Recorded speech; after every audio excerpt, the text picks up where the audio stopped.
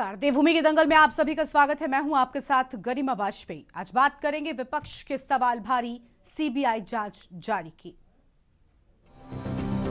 ये आप लोगों का योग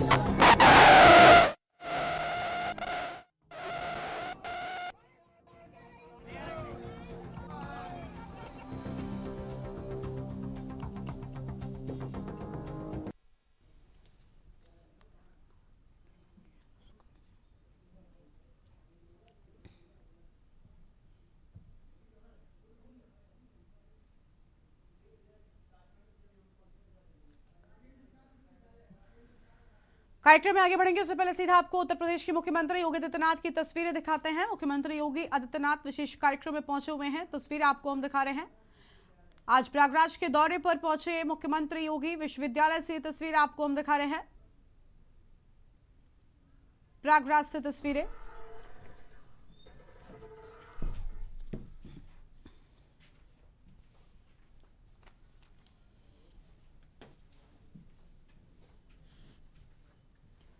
प्रयागराज से मुख्यमंत्री योगी आदित्यनाथ की ये तस्वीरें।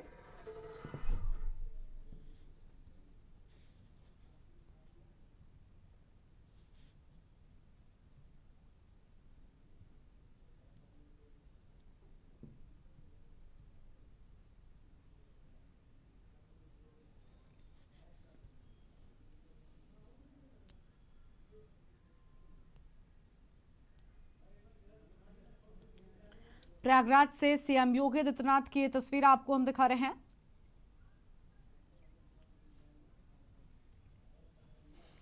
आज प्रयागराज के दौरे पर पहुंचे हैं मुख्यमंत्री योगी आदित्यनाथ।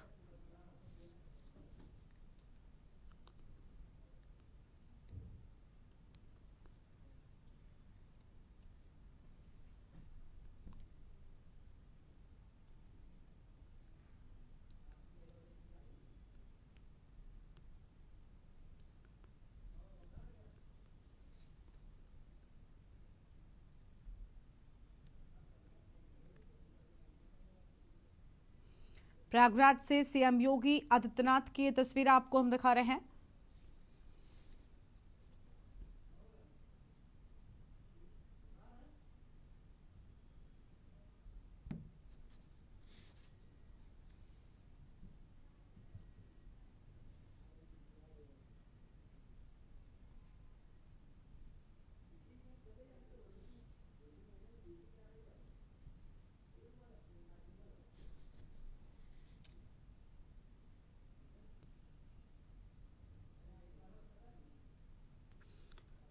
डॉक्टर राजेंद्र प्रसाद विश्वविद्यालय कार्यक्रम में पहुंचे।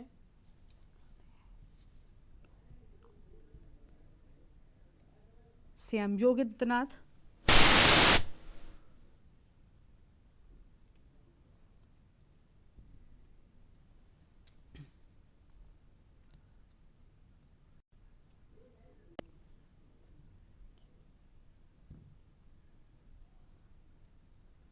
डॉक्टर राजेंद्र प्रसाद राष्ट्रीय विश्वविद्यालय कार्यक्रम में सीएम योगी की ये तस्वीरें सामने आई हैं।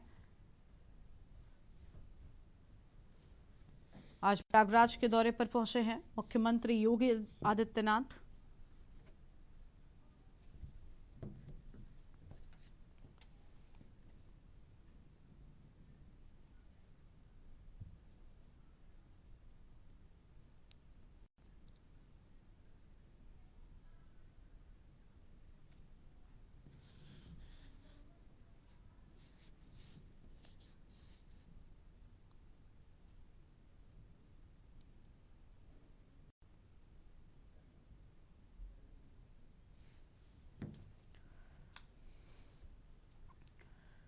वापस से अपने कार्यक्रम का रुख कर लेते हैं। प्रदेश में चर्चित अंकिता भंडारी हत्याकांड को लेकर राज्य में मच रही बवाल के बीच सीएम पुष्कर सिंह धामी ने मामले की जांच सीबीआई से कराने का ऐलान किया है। धामी सरकार ने फैसला लिया कि अंकिता भंडारी हत्याकांड की जांच सीबीआई को सौंपी जाएगी। मुख्यमंत्री पुष्कर सिंह धामी ने अंकिता भंडारी मामले में सीबीआई जांच की मंजूरी दी है। ये फैसला अंकिता के माता पिता के अनुरोध पर लिया गया है। फैसले के बाद पहली प्रतिक्रिया देते हुए सीएम धामी ने कहा कि सरकार शुरू से निष्पक्ष और पारदर्शी तरीके से न्याय के लिए काम कर रही है। भले ही अंकिता भंडारी हत्याकांड मामले में सीएम धामी ने सीबीआई जांच की संस्तुति दे दी हो, लेकिन इस मामले में सियासी तकरार थमने का नाम नहीं ले रही है। अंकिता भंडारी हत्याकांड की सीबीआई जांच को भाजपा ने जनभावनाओं के अनुरूप बताया, तो वहीं कांग्रेस का मानना है कि जिन लोगों पर गंभीर आरोप लग रहे हैं वो रसूखदार पदों पर बैठे हैं और सत्तारूढ़ दल से जुड़े हैं। ऐसे में केवल सीबीआई जांच का आदेश देना जनता की आशंकाओं को दूर नहीं करता, बल्कि ये मामला इतना संवेदनशील और गंभीर है कि इसकी जांच हाईकोर्ट या फिर सुप्रीम कोर्ट के सिटिंग जज की निगरानी में होनी चाहिए, तभी सच्चाई सामने आ सकती है। ऐसे में धामी सरकार के द्वारा दिए गए सीबीआई जांच के आदेश ने एक बार फिर से सवाल खड़े कर दिए हैं। आज इसी पर करेंगे चर्चा। खान हमारे साथ में होंगे, उससे पहले ये रिपोर्ट देखिए। देवभूमि में चर्चित अंकिता भंडारी हत्याकांड पर राजनीति खत्म होने का नाम नहीं ले रही है। कल शाम मुख्यमंत्री धामी ने जांच सीबीआई के हवाले करने का बड़ा फैसला भी ले लिया। धामी ने कहा कि राज्य सरकार ने शुरू से लेकर अंत तक न्याय सुनिश्चित किया है। हाल के दिनों में सोशल मीडिया पर प्रसारित हुई ऑडियो के संबंध में अलग अलग एफआईआर दर्ज की गई है। इसकी जांच जारी है। कुछ लोगों ने अपने राजनीतिक उद्देश्य की पूर्ति के लिए भ्रामक स्थिति पैदा करने का प्रयास किया। सरकार का दायित्व है कि जनता को इस स्थिति से निकाला जाए, उनकी भावनाओं का सम्मान किया जाए। मैंने उनके माता पिता से बात की, उन्होंने कहा सीबीआई जांच होनी चाहिए। हम इस मामले की जांच सीबीआई से कराने की संस्तुति कर रहे हैं। साथ ही कांग्रेस लगातार वीआईपी के नाम का पर्दाफाश और जांच हाईकोर्ट या सुप्रीम कोर्ट के सिटिंग जज की निगरानी में कराने की मांग पर अटल है। अगर सरकार इन बिंदुओं पर जांच नहीं करती तो ये आंदोलन और प्रदेश में बढ़ेगा, जिसकी चेतावनी कांग्रेस प्रदेश अध्यक्ष ने दे दी है। स्वर्गीय बहन अंकिता भंडारी के साथ हुई दुर्भाग्यपूर्ण घटना की जानकारी मिलते ही राज्य सरकार ने, प्रशासन ने बिना किसी भेदभाव के पूरी पारदर्शिता के साथ, निष्पक्षता के साथ कार्रवाई प्रारंभ की। तत्काल एसआईटी का गठन एक महिला आईपीएस अधिकारी की लीडरशिप में किया गया और प्रकरण से जुड़े हुए सभी अभियुक्तों को शीघ्र गिरफ्तार किया गया। उसकी ठोस पैरवी माननीय न्यायालय में की गई। उसी का परिणाम हुआ कि ट्रायल के दौरान किसी भी अभियुक्त को जमानत नहीं मिली। एसआईटी द्वारा विवेचना के बाद अभियुक्तों के विरुद्ध चार्जशीट दाखिल की गई और निचली अदालत ने सुनवाई पूरी होने पर अभियुक्तों को आजीवन कारावास की सजा सुनाई। माननीय पुष्कर सिंह धामी जी, मुख्यमंत्री जी का दिल की गहराइयों से धन्यवाद अदा करना चाहती हूँ, जिसने अंकिता भंडारी हत्याकांड की जो सीबीआई जांच के लिए ऑर्डर दे दिए हैं, क्योंकि जनता की, समस्त जनता की यही पुकार थी। और ये पुकार तब शुरू हुई जब कहीं ना कहीं हमने ये आवाज उठाई, जब हमारे पास एक साक्ष्य आया। अब ये उन लोगों के चेहरे सामने आ जाएंगे जिन्होंने बुलडोजर चलवाया उस रिजॉर्ट के ऊपर, उन साक्ष्यों के ऊपर, कौन वो वीआईपी था, क्या सुरेश राठौर ने उस रिकॉर्डिंग्स में कहा। और ये सब चीजें अब जो जनता की पुकार थी, हमारी आवाज के बाद जो जनता की आवाज जो सड़कों पर उतर चुकी थी, जो एक मांग थी सीबीआई जांच, उसके मेरे धाकड़ धामी भाई ने ऑर्डर दे दिए हैं। सुनने में आया है कि पुष्कर सिंह धामी सरकार ने सीबीआई जांच की संस्तुति कर दी है, लेकिन उत्तराखंड कांग्रेस हो या समूचा उत्तराखंड हो, ये इसको नाकाफी समझता है। हमको अभी भी जानना है कि वीआईपी कौन था इस पूरे प्रकरण में। हमें जानना है कि बुलडोजर चलाने वाला कौन था, वहां पुलिस कस्टडी में 2 बार आग लगाने वाला कौन था, अंकिता भंडारी के बिस्तर को स्विमिंग पूल में डालने वाला कौन था। बहुत सारे अनसुलझे सवाल हैं जिनका जवाब अभी तक नहीं मिला है। कि मुख्यमंत्री जी हमेशा अविश्वास के वातावरण को समाप्त करना चाहते हैं और उन्होंने कहा था कि अंकिता के परिवारजन जो अपेक्षाएं सरकार से करेंगे उसको पूर्ण किया जाएगा, और उसी आधार पर कल उन्होंने इसकी जांच जो है ये सीबीआई को सौंप दी है। अब सीबीआई जांच के बाद हर प्रकार के प्रश्नों का पटाक्षेप हो जाएगा। मुख्यमंत्री धामी ने जांच सीबीआई की मंजूरी भले ही दे दी हो, उन्होंने कहा कि देवभूमि की जागरूक जनता जीत तो है, लेकिन ये जीत अधूरी है। गोदियाल ने कहा कि केंद्र में भी भाजपा की सरकार है और राज्य में भी भाजपा की सरकार है। ऐसे में सीबीआई की निष्पक्षता और विश्वसनीयता पर सवाल उठना स्वाभाविक है। वहीं भाजपा विपक्ष पर अंकिता भंडारी कांड को लेकर राजनीति कर प्रदेश का माहौल खराब करने का गंभीर आरोप लगा रही है। उत्तराखंड क्रांति दल ने ये जो केंद्रीय दल है, जो ये राष्ट्रीय दल है, बीजेपी और कांग्रेस को अच्छी तरह से आजमा लिया है, देख लिया है। ये जो बोलते कुछ और है, करते कुछ और है, इनकी जुमले होते हैं। और वर्तमान में जो माननीय मुख्यमंत्री ने बहुत दिनों के बाद, यूँ कहें लगभग 3 साल के बाद, जो विवश होकर के और बड़े प्रेशर उत्तराखंड क्रांति दल के भरसक प्रयास के बाद और हमारे केंद्रीय उपाध्यक्ष आशुतोष नेगी के पूर्ण प्रयास के बाद जो कल सीबीआई की घोषणा की है, अभी तक हम उसको आधा अधूरा मानते हैं। पब्लिक डोमेन में है, उनको आधार बना के उस दिशा में जांच की जाए। हमारा मकसद किसी को किसी की प्राइवेसी का हनन करना नहीं है, लेकिन जो चीजें ऑलरेडी पब्लिक डोमेन में है उसकी सच्चाई को पता लगाना सबका अधिकार है कि ये सच है कि नहीं है, जांच के दायरे में आए। दूसरी बात है, आपने दूसरी महिला का नाम लिया, ये तो अब सीन में आई है। कांग्रेस पार्टी 3.5 साल से और अंकिता भंडारी के माता पिता 3.5 साल से सीबीआई जांच की मांग कर रहे हैं। देखिए, गणेश गोदियाल जी कुछ अतिरिक्त जोश में हैं। जैसे ये ऑडियो बाहर आया था, दिल्ली में जाकर उन्होंने प्रेस कॉन्फ्रेंस की और जिस तरह की भाषा का वो लगातार प्रयोग कर रहे हैं, जिस तरह से आक्रोश दिखा रहे हैं, तो मैं कह सकता हूँ कि बहुत जल्दी में है, अतिरिक्त जोश में है। अभी मैं सवेरे एक उनका बयान सुन रहा था, मुझे बड़ा ताज्जुब हुआ उस पर कि जब माननीय मुख्यमंत्री जी ने सीबीआई इंक्वायरी की संस्तुति की तो उस पर उन्होंने कहा कि प्रदेश सरकार ने सीबीआई जांच के आदेश कर दिए, संस्तुति कर दी, इसका मतलब पहले कुछ गलत हुआ था। प्रदेश में अंकिता को न्याय दिलाने को लेकर सोशल मीडिया से लेकर जमीन तक लोग लड़ाई कर रहे हैं। हाल ही में सीएम धामी ने अंकिता के माता पिता से मुलाकात की थी। मुलाकात के बाद भले ही सीबीआई जांच के आदेश धामी सरकार की ओर से कर दिए गए हो, लेकिन फिलहाल कांग्रेस इस मुद्दे पर पीछे हटने के मूड में नहीं है। पार्टी ने साफ संकेत दिया है कि वो आंदोलन को जारी रखेगी और आने वाले दिनों में सरकार पर स्थिति स्पष्ट करने का दबाव और बढ़ाया जाएगा। अंकिता भंडारी हत्याकांड को लेकर अभी साफ हो गया है कि सीबीआई जांच की घोषणा के बाद भी उत्तराखंड की राजनीति में ये मामला लंबे समय तक चर्चा और संघर्ष का विषय बना रहेगा। Uttarakhand desk report.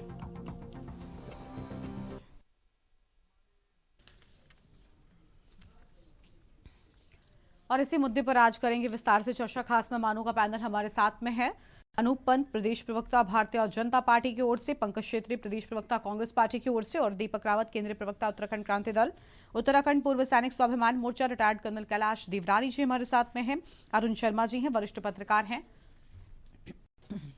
सभी मेहमानों का आज की हमारी चर्चा में बहुत बहुत स्वागत। शुरुआत अनूप पंत जी के साथ में करना चाहेंगे। अनूप जी, बहुत स्वागत आपका। क्या कहना चाहेंगे, सीबीआई जांच से इंसाफ क्या वाकई अंकिता को मिलेगा? क्योंकि लंबे वक्त से लड़ाई लगातार लड़ी जा रही है और सीबीआई जांच पर भी सवाल उठ रहे हैं, क्योंकि सरकार लगातार ये कह तो रही है कि हम सीबीआई जांच करा देंगे अगर अंकिता के माता पिता ये चाहते हैं तो, लेकिन ना तो वीआईपी का नाम सामने आ रहा है, ना तो जांच को लेकर कोई स्थिति स्पष्ट हो रही है। क्या कहेंगे? बहुत महत्वपूर्ण बात है कि सीबीआई इंक्वायरी अब जो है सरकार की तरफ से सरकार से मांग की गई कि सीबीआई इंक्वायरी हो। सीबीआई इंक्वायरी की जो मांग थी वो पूरी हो गई, पहली बात। दूसरी बात यह है कि जब हम एसआईटी की भी बात कर रहे हैं, पहले बात हुई कि एसआईटी जो है वो अपना पक्ष रखे। एसआईटी की बात सभी लोगों ने सुनी, कोर्ट ने ये माना कि एसआईटी की जो जांच थी वो ठीक थी, परंतु उसमें भी कहीं ना कहीं कुछ ना कुछ जो कमियां जो थी, लोगों का कहना जिसमें था, उसके हिसाब से ये जानना कि भाई उनके माता पिता को भी क्या यही लगता है कि मेन बेनिफिशियरीज कौन है। उन्होंने जब बोला कि उनको सीबीआई मांग की जरूरत थी, उनको सीबीआई मांग की आवश्यकता है, तो उसके ऊपर में कार्य हुआ, पहली बात। दूसरी बात यह है कि आप बोल रहे हैं कि वीआईपी की बात, तो वीआईपी की बात किसी जांच में तो निकलेगी, किसी जांच में तो अब सीबीआई इंक्वायरी होगी। सीबीआई इंक्वायरी में भी देखते हैं कि वीआईपी की बात निकलेगी। अगर है तो, और कहीं से भी है, तो फिर ये तय जरूर होता है। मैं चाहे हम ये पार्टी से रिलेटेड बात नहीं है, ये अंकिता की बात नहीं है, उत्तराखंड के पूरे उत्तराखंड की बात है। जब हम अंकिता की बात कर रहे हैं तो पूरे उत्तराखंड की बात कर रहे हैं। यदि ऐसा निकलता है, कुछ भी ऐसा संशय निकलता है जो कि पहले की किसी इन्वेस्टिगेशन में नहीं आया, तो ये बहुत बड़ी बात होगी। मैं इसको फिर से कह रहा हूँ कि चुनौती के साथ कह रहा हूँ कि ये बहुत बड़ी बात होगी, और फिर तो कुछ और निर्णय भी हम लोगों को इस तरीके से लेने पड़ेंगे कि किस तरीके से इन्वेस्टिगेशन हो रही, किस तरीके की चीजें जो है वो सामने लाई जा रही। इसीलिए इसका कोई डर नहीं है, कि हमको इस चीज का डर नहीं है कि हमारे यहाँ से कोई ऐसा व्यक्ति या ऐसा फैक्टर निकल के आए जो कि इस जांच को अवरुद्ध करे। इसलिए कि पाक साफ तरीके से ये इन्वेस्टिगेशन हो, और पाक साफ तरीके से इन्वेस्टिगेशन हो सकती है, ये हम करवा सकते हैं। इसीलिए ये इन्वेस्टिगेशन जो है वो अब आगे बढ़ रही है, फिर से अंकिता भंडारी के जो माँ बाप हैं उनके कहने पर। ठीक है, चलिए लौटते हैं आपके पास में। पंकज क्षेत्री जी, अनूप जी आप प्लीज अपना फ्रेम ठीक कर लीजिए ताकि सही तरीके से स्क्रीन पर नजर आए आप। और हमारे साथ में मेहमान है पंकज क्षेत्री जी हैं, प्रदेश प्रवक्ता कांग्रेस पार्टी की ओर से। बहुत स्वागत पंकज जी आपका। सर, क्या कहना चाहेंगे, भाजपा की कार्रवाई से क्या आप संतुष्ट नजर आ रहे हैं? क्योंकि अंकिता भंडारी का मामला एक बार फिर से तूल पकड़ता जा रहा है और अब सड़कों पर आम जनता भी निकल रही है इस मामले को लेकर। देखिए, इसमें संतुष्ट होने वाली जैसी कोई बात नहीं है। हम पहले दिन से ही यही मांग कर रहे हैं कि न्याय होना चाहिए। ये किसी की संतुष्टि या असंतुष्टि का मामला नहीं है और न ही कोई ये राजनीतिक मुद्दा न्याय है। के लिए एक ये प्रक्रिया प्रदेश की अस्मिता का मुद्दा है। उत्तराखंड की बेटी को न्याय दिलाने का मुद्दा है। उत्तराखंड में और बेटियां जो हैं अपने आप को सुरक्षित महसूस कर सके, पूरे भारतवर्ष में बेटियां जो हैं सुरक्षित महसूस कर सके, ये वो संदेश देने की बात है जो संदेश देने में बीजेपी नाकामयाब हुई है, पुष्कर सिंह धामी जी की सरकार नाकामयाब हुई है। और अब देखिए किस प्रकार से 3 साल बाद, पहले तो ये पहली सरकार मैंने ऐसी देखी जिसने विपक्ष के पुतले पूरे प्रदेश में फुकवाए। फिर ऐसी सरकार देखी जहां पर प्रेस कॉन्फ्रेंस के दौरान इनके जो राज्यसभा सांसद हैं वो अपना आपा खो देते हैं। देखिए कि किस प्रकार से मुख्यमंत्री को स्वयं जो है आना पड़ता है मैदान में मोर्चा संभालने के लिए, और उसके बावजूद भी वो कहते हैं कि कांग्रेस गलत मांग उठा रही है, गलत ये नहीं होगा और ये हो नहीं सकता, जांच पूरी हो चुकी है, एसआईटी ने बहुत अच्छा काम किया है, हमें ये है है। तमाम बात के बावजूद आज घुटनों पे आना पड़ा। इसलिए घुटनों पे आना पड़ा क्योंकि 3 साल बाद भी घुटनों पे इसलिए आना पड़ा क्योंकि भाजपा की सरकार गलत थी। पहले दिन से ही एफआईआर लिखाने के लिए एक पीड़ित के, एक उत्तराखंड की बेटी के पिता को दर दर की ठोकरें खानी पड़ी। और किस प्रकार से 3 साल बाद आज तो आज आप सीबीआई की बात कर रहे हैं, तो अभी आप देखते जाइए 3 महीने बाद ये हाई कोर्ट की जज की निगरानी में भी सीबीआई की बात करेंगे और तब जाके फैसला होगा, वीआईपी का नाम बाहर आएगा, क्योंकि वीआईपी मुख्य जो है इसमें बिंदु है जिसको एसआईटी ने छोड़ा है। वीआईपी इसमें मर्डर का जो है, हत्या का उत्तराखंड की बेटी का मुख्य कारण है, क्योंकि वीआईपी के सामने प्रस्तुत करने जा रही ये भाजपा के नेताओं को पता चल गया था कि अंकिता बाहर निकल के वीआईपी का नाम ले देगी और इनकी पूरी पार्टी की छवि धूमिल होगी, मुकदमेबाजी होगी। इससे बेहतर है कि उसे निपटा दिया जाए और हत्या कर दी जाए, और उन्होंने ये किया। ये वीआईपी वाला एंगल हम शुरू दिन से बोल रहे हैं कि इसको लेके चले, परंतु इसको छोड़ा गया। अब सीबीआई इंक्वायरी की बात कर रहे हैं, अच्छी बात है, परंतु सीबीआई इंक्वायरी हाई कोर्ट की निगरानी में होगी तभी वीआईपी का नाम आएगा। अभी ये केवल जनता के भय के कारण, जनता के आक्रोश के कारण और जो कांग्रेस का और तमाम उत्तराखंड की जनमानस का, उत्तराखंड की समस्त राजनीतिक पार्टियां जो विपक्ष में हैं, उनका दबाव था, जिस कारण जब वो सड़क पे उतरे, सड़क पे तमाम मातृशक्ति, सड़क पे तमाम हमारी युवा शक्ति उतरी, तमाम बूढ़े बुजुर्ग जब उतरे, तब जाके इनको लगा कि हमारी कुर्सी जाने वाली है। केंद्र से इनकी जो है झाड़ पड़ी है मोदी जी से इनको कि आप ये पूरे प्रदेश में, पूरे देश में संदेश गलत जा रहा है। तब जाके इनकी नींद खुली और इन्होंने आनंद फानन में कि आप बताइए, जो कोई पीड़ित है, आप लोकतंत्र में सर्वोच्च पद पर बैठे हैं, प्रदेश के मुखिया हैं आप, और आप कहते हैं उनके माँ बाप जैसा बोलेंगे तब हम वो इंक्वायरी करेंगे। आपको ये बोलना चाहिए जो भी बेहतर से बेहतर सर्वोच्च जांच होगी हम वो कराएंगे और दोषियों को नहीं बख्शेंगे।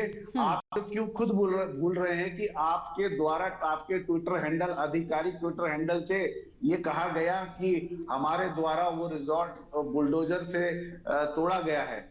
आपके विधायक का नाम तमाम जगह उस और खुद उसमें भी जो है जेसीबी वाले ने लिया है। तो बहुत सारी चीजें ऐसी हैं जो कि बीजेपी टालती रही है, छुपाती रही है। अब कोई बात नहीं, देर सवेर 3 साल बाद ये सीबीआई की बात पर आए हैं। अभी 3 महीने बाद ये सिटिंग जज की निगरानी में सीबीआई इंक्वायरी पर भी आएंगे। हाँ। तब उस दिन हम न्याय की उम्मीद कर सकते हैं।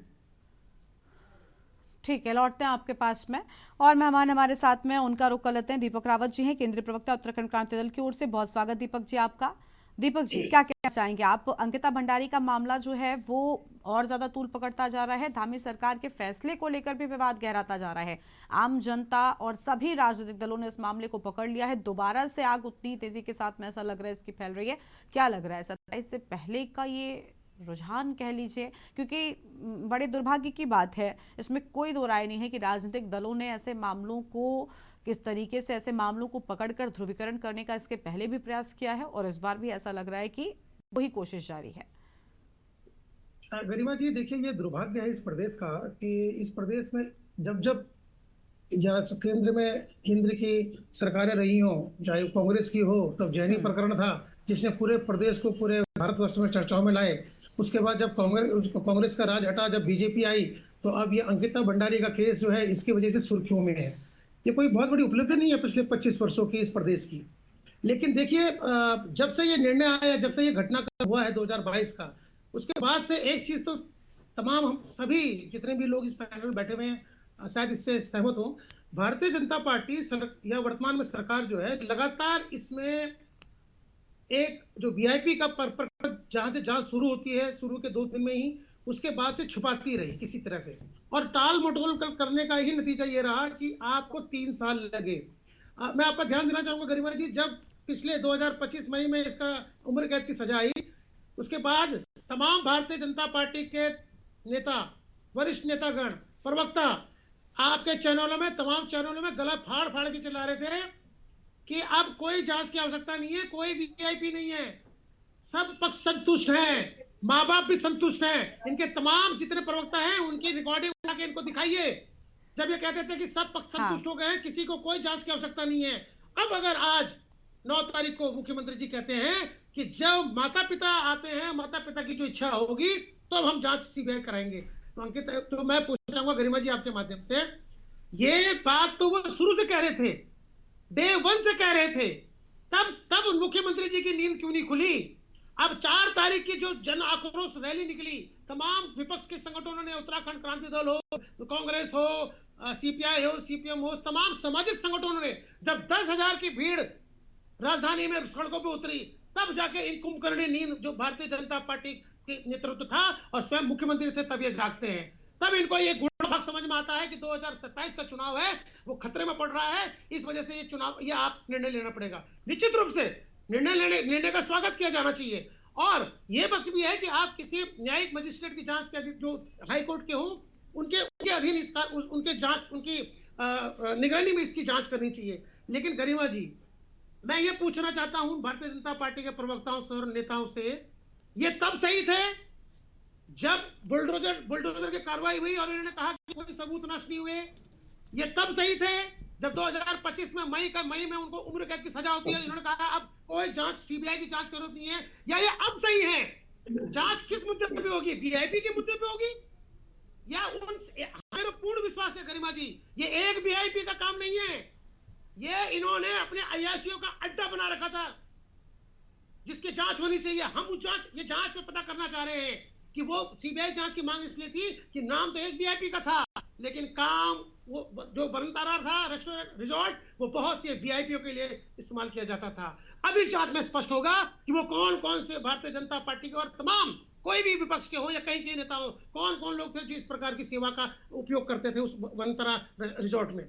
ये सब चीज खुलने वाली है, ये सब खुलना चाहिए। लेकिन अभी ये भारतीय जनता पार्टी ये चाहती है, ये सुनना चाहती है कि वो उन्होंने निर्णय लिया, तो आप ये बहुत लेट है। इतना पानी बह चुका है इस मामले में इस प्रदेश में कि बहुत अगर ये निर्णय बहुत पहले ले लिया होता, अगर 6 महीने 7 महीने पहले जो 2025 में निर्णय आया था तभी ले लिया होता, तो निश्चित रूप से भारतीय जनता पार्टी बहुत ज्यादा अपना चेहरा बचाने में कामयाब होती। लेकिन अब जब इतना आक्रोश, जन आक्रोश पूरे उत्तराखंड में फैल चुका है, ये मामला राष्ट्रीय स्तर में भी सुर्खियों बना हुआ है, अब इतना पानी निकलने के बाद मुझे नहीं लगता कि भारतीय जनता पार्टी अपनी छवि बचा पाएगी इस प्रदेश में आने वाले आगामी 2027 के चुनाव में।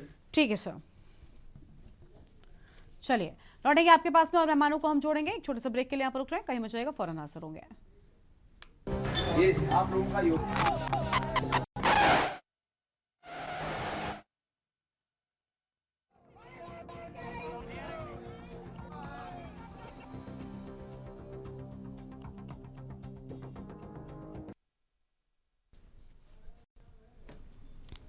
ब्रेक के बाद देवभूमि के दंगल में आप सभी का स्वागत है। और हमारे साथ लगातार मेहमान बने हुए हैं उत्तराखंड पूर्व सैनिक स्वाभिमान मोर्चा की ओर से कैलाश देवरानी जी का रुख कर लेते हैं। कैलाश जी, क्या कहना चाहेंगे सर? अंकिता भंडारी का जो मामला तूल पकड़ रहा है, उसे न्याय दिलाने की राह इतनी कठिन भला क्यों है? क्योंकि लगातार सत्ता पक्ष की ओर से कहा जाना कि हम बेहतर कार्रवाई कर रहे हैं, हम कई दिनों से इस मुद्दे पर लगातार चर्चा भी कर रहे हैं, लेकिन निष्कर्ष न निकल पाना और सीबीआई जांच पर इतने सवाल उठना, ये मामला बीजेपी के लिए भी गले की फांस बनता हुआ नजर आ रहा है। जय हिंद गरिमा। पहले तो मैं आपसे हाथ जोड़ के प्रार्थना करता हूँ 5 मिनट तो दे देना, क्योंकि गरीब ब्राह्मण का नंबर बड़े लास्ट में आता है। अरे सर, मेरा भी लो सर टाइम।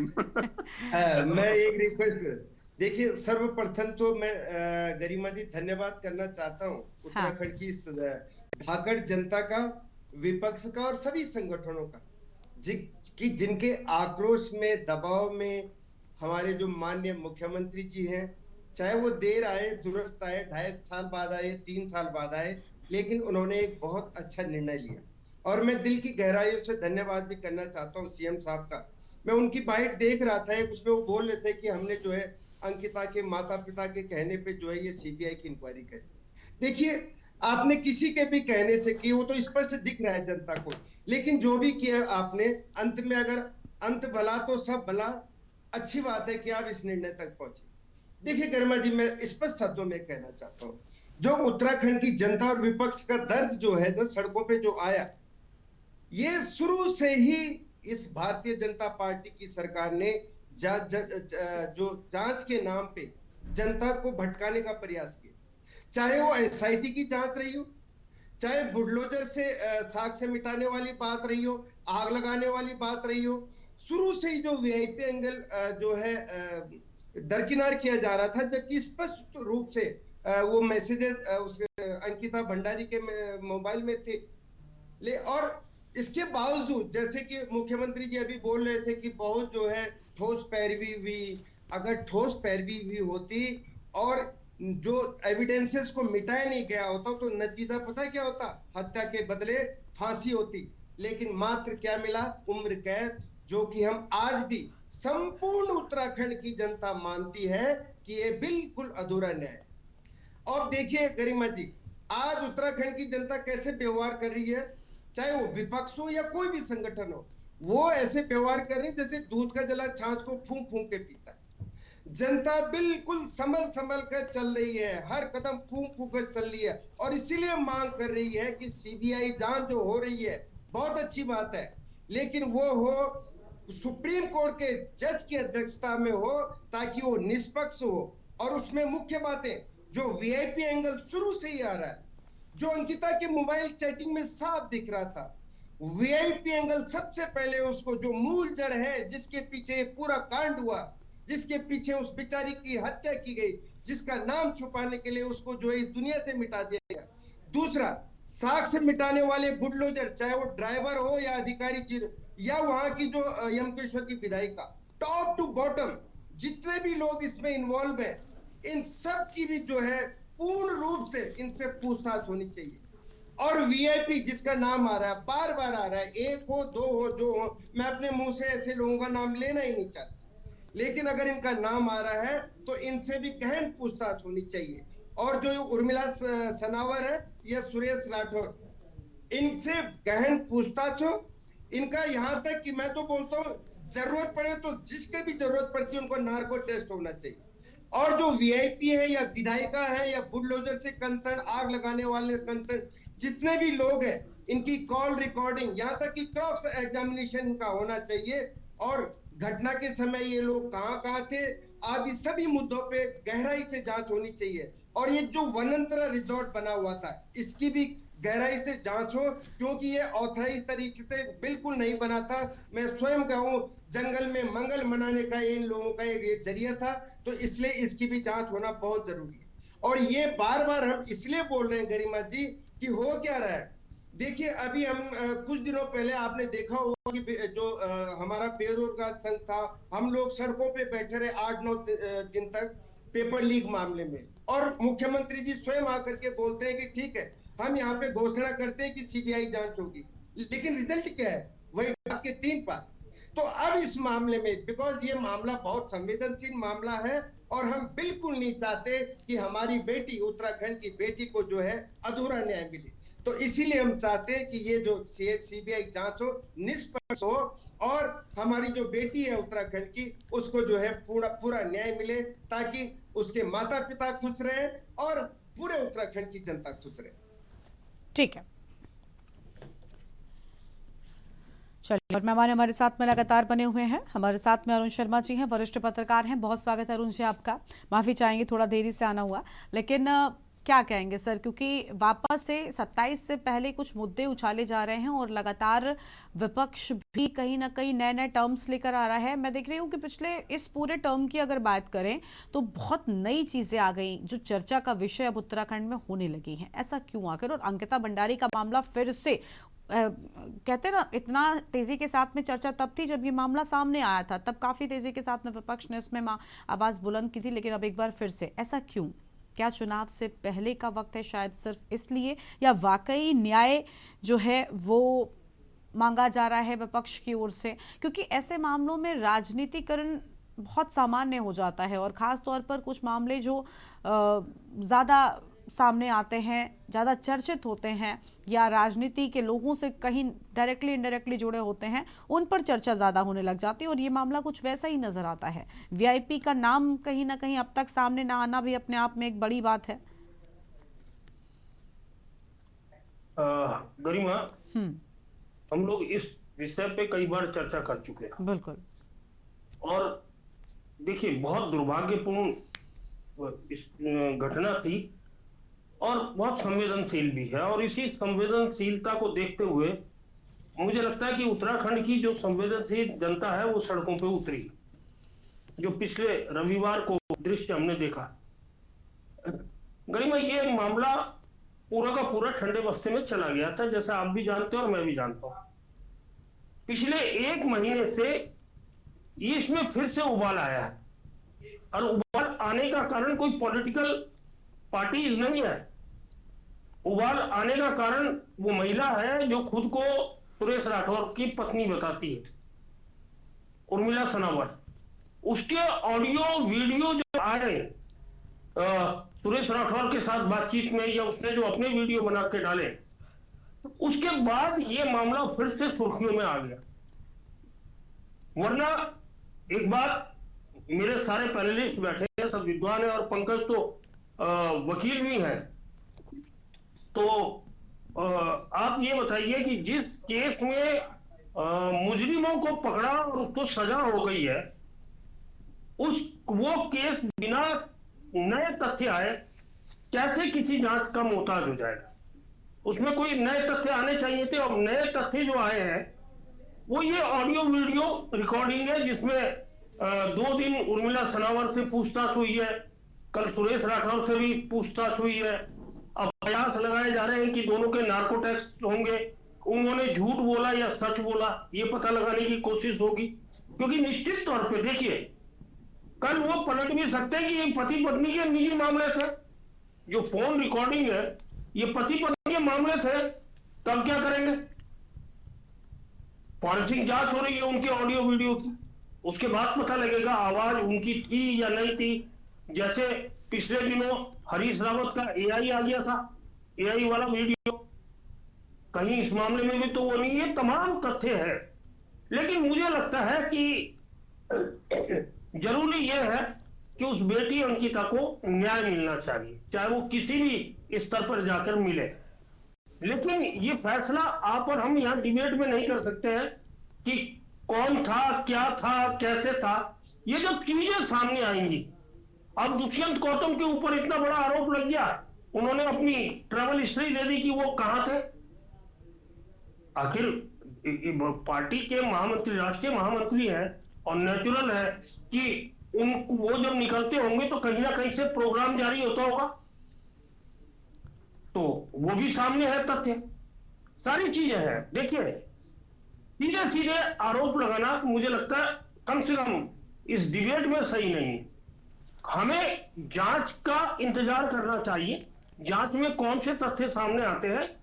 और एक चीज और है, वो बेटी जो मारी गई, उस पर राजनीति नहीं होनी चाहिए, कम से कम भावनाएं अलग है। अब जो कल की कॉल दे रखी है उत्तराखंड बंद की, उसका क्या होगा इस पर किसी ने बात नहीं करी, क्योंकि आंदोलनकारी शक्तियों ने कल भी बंद की कॉल दे रखी है, पूरा उत्तराखंड बंद रहेगा। अब उसकी कॉल को वापस लिया या वो यथावत है, इस पर कहीं कोई चर्चा नहीं है, न मीडिया के अंदर है, न प्रिंट मीडिया, न इलेक्ट्रॉनिक मीडिया, न सोशल मीडिया, कहीं नहीं है। तो वो भी स्थिति स्पष्ट होनी चाहिए कि कल क्या होगा, तो वो भी होना चाहिए। जी गरिमा। ठीक है सर। अनूप पंच जी के पास वापस से रुख करते हैं, प्रदेश प्रवक्ता भारतीय जनता पार्टी की ओर से। अनूप जी, देखिए धामी सरकार के एक्शन को लेकर ही अब सवाल उठने लगे, पहले के मामले पर भी और अभी भी, क्योंकि जिस तरीके से जब ये मामला सामने आया था उसके बाद बुलडोजर चलाया गया जल्दबाजी में, ये अपने आप में हमेशा के लिए आपके ऊपर एक आरोप, ये कह ले सवाल छोड़कर चला गया कि भाई इतनी जल्दबाजी क्या थी। और दूसरा, वीआईपी का नाम तो ऐसा लगता है कि बीच में केस में काफी हद तक शांत हुआ मामला, लेकिन अब फिर से उसी वीआईपी के नाम का हवाला देकर दोबारा से सरकार को कटघरे में खड़े करने के प्रयास है। आखिर क्यों इस मुसीबत को मोल ले रही है सरकार? क्योंकि आप स्पष्ट करिए ना, आप जांच कराइए। ठीक है गरिमा जी, सर्वप्रथम तो मैं इस बात में मैं देख रहा था कि किस तरीके से इस पैनल में बैठे हुए लोग जो हैं ये देख के चल रहे हैं कि भावनात्मक रूप में केवल वही आहत हैं। इतनी एक बात पर उन्होंने ये तय कर लिया कि एक तरफ में बैठे हुए, चाहे वो सरकार चला रहे हैं चाहे सरकार के बच्चे हों, उनकी भावनाएं उन्होंने एक तरह से नीरस कर दी। इस हद पर आके हम डिबेट कर रहे हैं, या हम जो कोर्ट की चुनौती को भी। अन्नू भाई एक छोटी सी बात कहना चाहूंगा। नहीं एक action speaks louder than words होता है। ठीक है पंकज जी, आप थोड़ा सा इंतजार, हाँ ठीक है, आपकी बात आ गई, थोड़ा इंतजार करिए, दो लोग एक साथ बोलेंगे आवाज नहीं आएगी, इसलिए अनूप जी को सुनते हैं। आपको ना राहुल गांधी जी से लेकर लड़की वाले मामले में, पर मैं जाना नहीं चाहता, मैं ये भी नहीं जाने, जाइए ना, जाइए, मैं उस पर भी नहीं जाना। प्लीज आप लोग आपस में बहस मत करिए। पंकज जी और अनूप जी दोनों लोग उस पर चर्चा मत कीजिए। चलिए अनूप जी आप अपनी बात पूरी करिए, पंकज जी आप शांत रहिएगा प्लीज। आप लोगों से ऐसे वो परेशान थे कि आप लोगों ने पब्लिक का जो पूरा 3 साल से आपने जुलूस निकाल कर रखा है। अनूप जी आप बोलिए प्लीज, जिस मुद्दे पर बोल रहे हैं प्लीज अंकिता पर बोलिए, कोई अन्य मुद्दा नहीं। और पंकज सर प्लीज आप थोड़ी देर इंतजार कर लीजिए। पंकज सर आप पंकज जी आप शांत रहिए। देना पड़ेगा अगर कोई बीच में बोलेगा मुझे। पंकज जी आप शांत रहिए प्लीज। पंकज जी देखिए, आप दोनों अगर आपस में इस तरीके से बहस करने लग जाएंगे तो क्या मतलब है फिर? दिल्ली के सदन में बोला था कपिल मिश्रा ने, क्या बोला था? पंकज क्षेत्री जी आप इंतजार करेंगे, प्लीज शांत हो जाइए सर, बीच में मत बोलिए। अनूप जी आप लोग भी आपस में बातचीत मत कीजिए सर, मेरे सवाल का जवाब दीजिए बस। मैंने उनको रोक दिया, बोलेगा तो मुझे बोलना पड़ेगा। मैंने उनको रोका ना सर, आप बोलिए। अब मैं बात कर लेता हूँ। हाँ देखिए, कांग्रेस की बात तो शुरू करता हूँ। कांग्रेस ने एक बात कही कि भाई 3 साल के बाद में ऐसा हुआ है और उसके बाद में इन लोगों। अनूप जी सॉरी, सुनिए अनूप जी सॉरी, मैं आपको इंटरप्ट कर रही हूँ, लेकिन मेरा सवाल एक बार फिर से आप सुन लीजिए। मैं नहीं चाहती आप कांग्रेस के एक्शन पर बोलिए, या इस पूरे मामले में सिर्फ कांग्रेस ने विरोध नहीं जताया है, सड़कों पर जनता आकर निकली है, उसके लिए आप क्या कहेंगे? गरिमा जी जब हम डिबेट में आ रहे हैं और जब हम डिबेट कर रहे हैं, हाँ। तो जो दूसरा पैनलिस्ट बोलेगा मुझे उसके बेलने के लिए स्वच्छंद तरीके से स्वतंत्र होना पड़ेगा। आप बिल्कुल दीजिए, डिबेट का रुख नहीं चेंज कर सकते। अरे मैं बिल्कुल मैं भी चाहती हूँ कि आप राहुल गांधी पर चर्चा न करने लग जाए, मैं चाहती हूँ अंकिता पर ही चर्चा हो। अगर कोई देखिए तो फिर आप मुझे समय दीजिए, मुझे बोलिए। मैं आपको पूरा समय मिला है सर, सुनिए आप मेरा सवाल बस सुन लीजिए, आप ही बोलिएगा। मेरा पॉइंट आप हटा दीजिएगा, मैं आपसे 3 मिनट मांग रहा हूँ, 3 मिनट का आप पूरा हटा दीजिएगा, लेकिन मुझे बोलने दीजिए। 3 मिनट से ज्यादा मैं नहीं बोलता हूँ। आप मेरा सवाल सुन लीजिए, आप 4 मिनट बोलिएगा। आप मेरा सवाल तो सुनिए, मेरी बात सुनिए। आप मेरा सवाल सुने बिना अपनी बात बोलेंगे सर? मेरा सवाल ही आप नहीं सुनेंगे। सवाल स्पष्ट हो चुका है, आपके सवाल का जवाब क्यों दूंगा मैं? और नहीं होगा, मैंने बोल दिया है कि आप मुझे मेरा पॉइंट उसमें से हटा दीजिएगा। मैंने कहा आप 4 मिनट बोलिएगा सर, आपको हटाने के लिए थोड़ी बुलाया। चलिए बोलिए आप। मुझे यही लग रहा है ना कि ऐसा है, मुझे सबके सवालों के जवाब देने, कांग्रेस के भी, यूकेटी के भी, और मुझे बाकी अपने जितने मित्र हैं उनका सबके भी जवाब यहाँ पर रखने हैं। देखिए, कांग्रेस ने बोला 3 साल के बाद आप उठ रहे हैं इस वाले मामले में। 3 साल के बाद नहीं उठ रहे हैं साहब। ये जो आपका सवाल है गरिमा जी कि आपने बोला कि ये परेशानी क्यों मोल ले रहे हैं, परेशानी नहीं मोल ले रहे हैं। ये सारा जो पॉइंट है ना, ये सारा का सारा कोर्ट में डिस्कस हुआ है। कोर्ट के आपने ऑर्डर शीट्स पढ़े होंगे। यहाँ पे तीन वकील हैं, यहाँ पे दीपक भाई भी वकील हैं, यहाँ पर पंकज भाई भी वकील हैं। उसमें क्या लिखा गया था? उसमें क्या इन्होंने ये बोला था कि एसआईटी की कोई भी जितनी भी जांच है उसमें हम संतुष्ट नहीं है। आप जजेस पे सीधा सा आरोप लगा रहे हैं, मैं कहता हूं कि बिल्कुल उसका भी स्वागत है। अगर ऐसा भी है तो भी हम आपके साथ में लड़ने के लिए तैयार है, आप कहिए तो सही। ये मुद्दा कहां से शुरू होता है, ये वाला जो इस समय उठ रहा है कि एक पति और पत्नी के बीच की आपस की बात है, सो कॉल्ड पति पत्नी, I am not going into it, दोनों के बीच की बात, और दोनों ने आपस में एक दूसरे के ऊपर लांछन लगाए। उर्मिला सनावर कहती हैं कि उनके पति ने ये बोला, इसके ऊपर इल्जाम लगाए, उसके ऊपर इल्जाम लगाए। अरे भाई इल्जाम लगाए हैं ना, किस बेसिस पे लगाएंगे तो बताएं। और फिर उसके बाद कांग्रेस एकदम से आती है, दिल्ली में उठाती है इस मुद्दे को, दिल्ली में जाके उठाती है इस मुद्दे को, प्रेस कॉन्फ्रेंस करके बोलती है कि भाई वीआईपी का नाम दो। और हमें पता है वीआईपी, अभी थोड़ी देर पहले यूकेटी से भी बोला गया कि हमें पूरा का पूरा यकीन है कि वीआईपी है। यकीन किस बेसिस पे बनता है?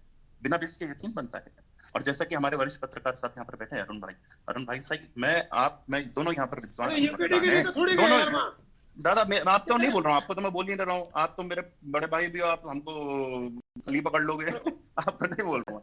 मैं ये कह रहा हूँ दादा कि सीबीआई की जब भी इंक्वायरी होती है तो उसमें दो चीजें प्रमुख होती हैं जिसके ऊपर में ऑलरेडी डिसीजन आ चुका होता है। एक होता है कि आप किसी एविडेंस के ऊपर, ओरल एविडेंसेस के ऊपर नहीं होता। ओरल एविडेंसेस की भी जब स्वच्छंद जांच होती है, वो भी अगर आप कोर्ट पे जाएंगे, तो पिछली बार भी मांगी गई थी ना सीबीआई की जांच, कोर्ट से मांगी गई थी, सरकार से तो मांगी नहीं। जब सरकार से मांगी गई उसके बाद कोर्ट से भी मांगी गई। कोर्ट ने क्या बोला था उसके बारे में? उसने बोला था कि जो भी एसआईटी ने जो भी जांच करी है उसमें हमें ऐसा नहीं लगता है कि सीबीआई की उसमें रिक्वायरमेंट है, कोई चीज हिडन नहीं है। अब वीआईपी की बात आ जाती है, वीआईपी की बात बिल्कुल सही। मैं भी इस चीज का, अगर मैं पर्सनल बेसिस पे बोलूं कि अगर वीआईपी का कहीं से भी नाम आता है, कहीं से कहीं तक भी नाम आता है, मैं तो ये इस चीज की भी बात करता हूं और हमेशा से करता रहा हूं और मुखर होकर कहता रहा हूं कि आगे की नहीं पीछे की भी बात देखनी चाहिए। हमारे इस क्षेत्र में अगर इस तरीके की कोई भी, ये हमारे लिए बड़ा पाप का और शर्म का विषय है। हमारे पूरे क्षेत्र में इस तरीके का हो रहा है।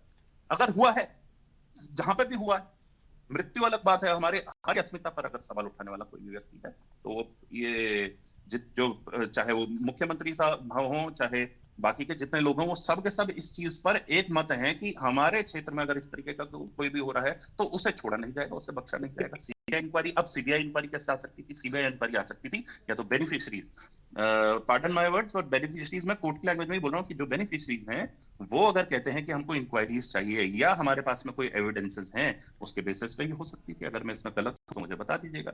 अब उन्होंने बोला है इसलिए उनकी मांग रखी गई, उनका पत्र आया, उसके बेसिस में सीबीआई इंक्वायरी फिर से इसमें आई है। अब किस बेसिस पे आई? दो लोगों की बातों पर कि हमको पता है तो बताओ, उस समय भाग गए। और फिर जब नॉन बेलेबल वारंट्स जारी होते हैं तो अब उनसे जांच हो रही है, पता चलेगा उसमें से तो करा जाएगा ना कि किसी को भी आप पकड़ के ले आएंगे। अब जैसे कि अरुण भाई ने बताया, भाई आपने महामंत्री नेशनल लेवल पर एक आपने आरोप लगाया। मैं कहता हूं कि अगर आपके पास आरोप का कोई भी कारण है तो आपको लगानी चाहिए, लेकिन उसके बाद उन्होंने जब ट्रैवल हिस्ट्री दे दी तो फिर कांग्रेस के जो नेता थे, जो वहां पर जाके बहुत एकदम से एक बड़े गहन तेवर में आए थे, उनके तेवर शांत क्यों हो गए? उनको लग रहा था कि भाई कहीं पे किसी पर भी तीर चला गया, आजकल लोग बोल नहीं रहे। ऐसा नहीं। अब मैं बात करता हूं, देखिए उस दिन की प्रत्यक्ष बात बता दूं आपको, दिल्ली देहरादून के दिन, जिस दिन वहां पे गई थी, दो ही झंडे थे उस समय में, एक यूकेटी का झंडा था और एक सीपीआई का झंडा था। यूकेटी के झंडे तक लोग वहां पर थे, मैं भी प्रत्यक्षदर्शी हूं और भी लोग यूकेटी के झंडे थे जब कांग्रेस और सीपीआई के लोग वापस क्यों चले गए? क्यों? क्योंकि आप अंकिता भंडारी के नाम को मुद्दा बनाकर चल रहे हैं कांग्रेस। जैसे कि आपने गरिमा जी पहले बोला, ये मुद्दा बनाने की बात है।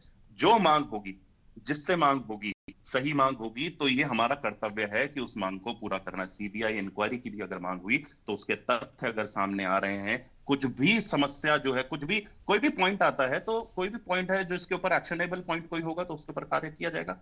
हमारे माननीय मुख्यमंत्री जी ने वो किया। और ऐसा आप मुझे ये बता दीजिए, कोई मंत्री, कोई संतरी, कोई व्यक्ति ऐसा है जो कि जिसने इसके अगेंस्ट में बोला हो, ये बोला हो कि नहीं भाई अब हम सीबीआई इंक्वायरी नहीं करा रहे हैं। उसके बाद में सबके सब एक मत है मुख्यमंत्री जी के साथ में। लेकिन जब तक हमारे पास में कोई स्पेसिफिक पॉइंट नहीं होता जिसके बेसिस पे आप इंक्वायरी करा, मैं चैलेंज के साथ बोलता हूँ कि कोई भी इनके साथ में इनका वकील, मैं तो था ना, मैंने तो अपना कार्ड स्वयं जाके दिया था उनके पेरेंट्स को।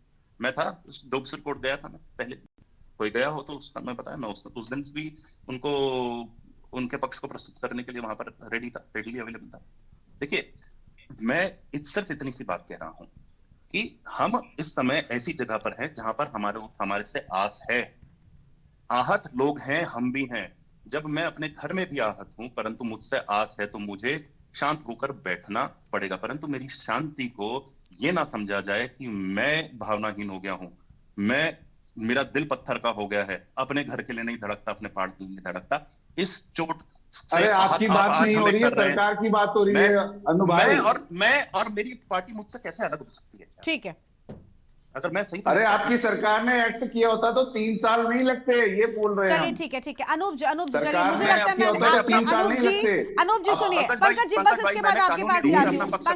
पंकज जी बस इसके बाद मैं आपके पास ही आती हूँ, आप विस्तार से अपनी बात कह लीजिएगा, लेकिन उससे पहले मुझे अनूप जी से दो सवाल पूछने हैं। मैं हो सकते हैं अनूप जी, सरकार का एक्ट भावनात्मक नहीं है। ठीक है पंकज जी, मैं आती हूँ आपके पास। अनूप जी मेरा बस सवाल आपसे ये है, आपने कहा कि नहीं हमने कभी मना नहीं किया कि हम सीबीआई जांच नहीं कराएंगे या जो भी मांग होगी हम वो जरूर कराएंगे। मैं भी आपकी इस बात से सहमत हूं, यही बात कही जा रही है, लेकिन पंकज जी ने इसी बात के दौरान आपको एक चीज के लिए टोका। उनका कहना था कि भाई मांग क्या होती है, आपकी जिम्मेदारी नहीं बनती कि अगर प्रदेश में इतना बड़ा कांड हो गया उसकी जांच होनी चाहिए, होती ही है। और दूसरा ये, मैं सिर्फ आपसे एक जवाब चाहती हूँ, वीआईपी है या नहीं है? गरिमा जी आप मुझसे जवाब चाह रहे हैं या आप मुझे जबरदस्ती मतलब अपनी बात जवाब कौन भी चाहते हैं? मैं सिर्फ जवाब चाहती हूँ, मैंने इसके आगे कुछ ऐड ऑन नहीं किया, मैंने कुछ ऐड ऑन नहीं किया, आप सिर्फ ये बता दीजिए वीआईपी है कि नहीं है। अब मैं कोर्ट की बात बता देता हूँ। कोर्ट ने तो अभी तक यही माना है कि वहां पर कोई भी वीआईपी नहीं है, पहली चीज। अब अगर वो चैट को हम दरकिनार कर दे, उन सारे स्क्रीनशॉट्स को हम दरकिनार कर दे। एसआईटी ने वीआईपी का जिक्र ही नहीं करा, कोर्ट कहां से वीआईपी के ऊपर लेता है? अरे साहब मैं वही बोल रहा हूँ, कोर्ट नहीं है। कैलाश जी हमने वहां पर दो वकील थे साहब, 2 वकील थे, अंकिता भंडारी के पेरेंट्स की तरफ से भी वकील थे। आपको शायद पता ही नहीं कि कोर्ट में क्या चला है। तो आपने पहले ही खत्म कर दिए ना, समस्या तो ये रही। अगर स्क्रीनशॉट सामने आया है, स्क्रीनशॉट सामने आया है, वीआईपी का जिक्र इस पूरे मामले में है, वीआईपी का जिक्र इस पूरे मामले में है। आप कैसे इन बातों को खत्म कर सकते हैं? मैं कर तो रहा हूं, मैं ये कह रहा हूं कि कोर्ट ने अभी तक नहीं। अब अगर आप कोई बोल रहे हैं कि हमने तो फिर से बोला ना, उस समय भी जिस टाइम पे भी प्रक्रिया चल रही थी। देखिए गरिमा जी, अब मेरी बात इसमें समझिए, क्योंकि आपने सवाल उठाया है इसको। हाँ। मुझे अभी तक कोई भी वीआईपी का अपने उसमें भी कोई इंफॉर्मेशन नहीं मिली। ठीक, आपको मिली हो तो बतावें। डीजीपी साहब ने जिस समय डीजीपी जब ये एक्शन चल रहा था, उनसे भी बोला था कोई भी व्यक्ति हो प्रदेश का वो बता देवे कि क्या उसके पास में कोई। अरे पुष्पदीप के मोबाइल पे जो मैसेज था उसका तो देखिए अनूप पंत जी ये क्या कर रहे हैं आप? अगर आप इन बातों पर, अगर आपको लगता है इन बातों पर केस चलेगा तो कभी शायद जस्टिस हो ही नहीं पाएगा। 3 सालों के बाद भी वीआईपी के नाम पर प्रदेश में चर्चा, आपको क्या लगता है हवा में तीर चलाया जा रहा है? गरिमा जी वही तो मैं बोल रहा हूँ, हवा में तीर चलाया जा रहा है। क्या बात है? जो तीर चलाया जा रहा है, बहुत सारे तीर चलाए। क्या बात है? आप फाइल क्लोज कर देते, फाइल क्लोज क्यों नहीं हुई? मुझे ऐसा लग रहा है कि आप ना एक पक्ष को लेकर बैठती हैं और आप चाहती हैं क्या बात है, आप ना दे पाए, इससे आपकी टीआरपी बढ़ती होगी, परंतु मेरा जवाब अनूप जी सुनिए, आप भी वकील हैं और आपके लिए भी बहुत आसान है ये डिसाइड करना या ये कह देना आपके मन की बात ना कही जाए तो हम एक पक्ष को लेकर बैठते हैं। जो सड़कों पर जनता निकली हुई है, ये भी एक पक्ष को लेकर निकली होगी, इसके मन में भी एक पक्ष को लेकर राय होगी। पंकज जी मैं आती हूँ आपके पास। अनूप जी बड़े शर्म की बात है ये कि आप जब भी बैठते हैं आप सीधा एंकर पर सवाल उठाने लग जाते हैं। आपका भी इतिहास रहा है। सॉरी, मैं माफी चाहती हूँ। ये कोई राजनीतिक मुद्दा नहीं है जिस पर आप मुझसे ये कह रहे हैं कि मैं एक पक्ष लेकर बैठी हूँ। मैं पक्ष लेकर नहीं बैठी हूँ, और हाँ मैं अंकिता का पक्ष लेकर बैठी हूँ। ठीक है, आपको बुरा लगता है तो लगता रहे। आप मुझसे लड़ क्यों रही हैं? क्योंकि आप मुझ पर आरोप लगा रहे हैं। मैं आपसे लड़ नहीं रही हूँ, मैं अपनी सफाई दे रही हूँ सर। मैं आपसे लड़ नहीं रही हूँ। Please don't try to dominate me please. मैंने सिर्फ आप पे ये आरोप लगाया कि आप मुझे बोलने नहीं दे रही हैं, आप जबरदस्ती का।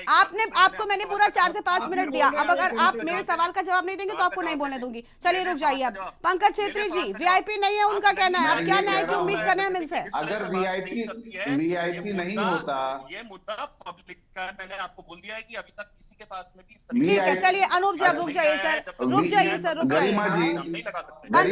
पंकज जी बोलिए। गरिमा जी देखिए वीआईपी का जिक्र कहां से आया? वीआईपी का जिक्र आया जो अंकिता के मित्र थे उनके मोबाइल पे जो लास्ट चैट हुई उससे। हाँ। और उस पर जो चैट पे लिखा था कि ये सारी बात लिखी थी, वो ऐसी बात है कि बिल्कुल वो पूरी चैट वायरल हुई थी सर, सबको पता है। हाँ सबको पता है। हाँ। तो मैं उसको रिपीट नहीं करना चाहता। और बहुत दर्दनाक, वो मतलब बहुत मार्मिक, पांच उसमें 5 लाइनों में वो पूरी चैट है। और उस 5 लाइन में ही वीआईपी का जिक्र आया है कि ये एक्स्ट्रा सर्विस देने के लिए वीआईपी को मुझ पे दबाव बना रहे हैं, और ये मुझे शब्द यूज किया है वो बनाना चाहते हैं। तो वहां से वीआईपी का जिक्र आया। अब बताइए, जब अंकिता का मोबाइल इन्होंने रिकवर नहीं करा, अगर किसी के पास 5 लाख रुपए भी रिकवर करने होते ना, और वो आदमी मर जाता, तो ये सरकार, ये पुलिस इकट्ठा होके उस पे 50 लाख रुपए खर्च करके उसका मोबाइल रिकवर करती पानी के अंदर से 4 दिन बाद भी। इनसे इतने मोस्ट इंपॉर्टेंट केस के बारे में एक जो प्राइम उसमें विटनेस बनता मोबाइल, वो इससे रिकवर नहीं हुआ। और क्या पता रिकवर भी हुआ हो तो इन्होंने डिस्ट्रॉय कर दिया हो। तो हमारा आरोप तो पहले दिन से वही है कि वीआईपी का जिक्र वहीं से आया, और वीआईपी के बारे में 2 लोगों को पता था। एक तो बहन अंकिता को, वो इस दुनिया में नहीं है, उसकी निर्मम हत्या कर दी। दूसरा पुलकित आर्य और उसके गैंग को, 2-3 लोगों को। तो हमारा तो पहले दिन से ही है कि जब पुलिस एसआईटी ने उस एंगल पे, वीआईपी वाले एंगल पे कोई इन्वेस्टिगेशन ही नहीं करी, कोई पूछताछ ही नहीं करी पुलकित आर्य से, वो कोई कहीं आया ही नहीं, तो वीआईपी तो भाजपा चाहेगी उसे बचाना। तो हम तो पहले दिन से कह रहे हैं कि भाई इस पे तरीके से इन्वेस्टिगेशन होनी चाहिए, और इन्वेस्टिगेशन भी हाई कोर्ट के सिटिंग जज की निगरानी में या सुप्रीम कोर्ट के रिटायर्ड जज की निगरानी में होनी चाहिए। और ये फ्रस्ट्रेशन, और ये आप देखिए, अगर आप बीजेपी के प्रवक्ताओं का आप अंदाज देखिए कि अहंकार कितना है, कि बीच में ऑन कैमरा इतनी बड़ी बात कह जाते हैं और बीच से चले जाते हैं। तो ये बहुत शर्मनाक है। तो ये अहंकार जो झलक रहा है, और इसी से प्रतीत होता है कि दाल में कुछ काला है। बिल्कुल, कुल मिलाकर जो भी है आप उसमें न्याय कराइए। अगर वीआईपी सर्विस की बात ही नहीं थी तो ये मामला इतना बड़ा क्यों हुआ, क्यों आखिर अंकिता की हत्या की गई, ये सब साफ हो जाता है। बड़ी आसानी से चीजें समझ आती हैं, लेकिन लोग स्वीकार करने को तैयार नहीं है। खैर, उम्मीद यही है कि कम से कम अब जब पूरा मामला तूल पकड़ रहा है तो अंकिता को शायद न्याय मिलेगा। शुक्रिया सभी मेहमानों को हमारे साथ चर्चा में आने के लिए, अपनी बात रखने के लिए। देवभूमि के दंगल में आज इतना ही। तमाम बड़ी खबरों के लिए आप देखते रहिए के न्यूज़ इंडिया। नमस्कार।